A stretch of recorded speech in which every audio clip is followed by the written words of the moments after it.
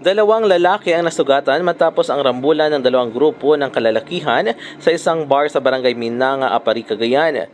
Kinilala ng Apari Police Station ang mga biktima na sina alias Jojo, 19 na taong gulang, walang asawa at second-year college student at residente ng Barangay Sentro 2, at alias Lino, 21 taong gulang, binata at residente ng Barangay 9 sa nasabing bayan.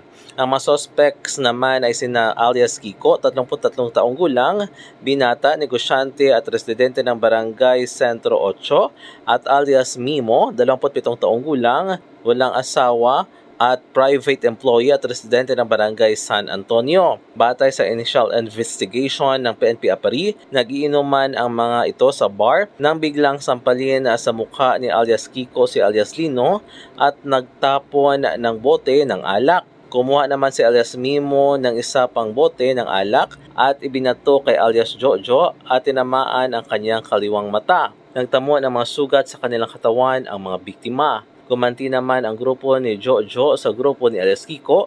Nagresulta ito sa pagkakasugat din sa iba't ibang bahagi ng kanyang katawan si alias Kiko. Nang dumating ang mga pulis, agad na dinala ang mga sugatan sa ospital. Dinala naman ang mga suspects sa Apari Police Station at inihanda na ang kaukulang kaso na isasampa laban sa kanila.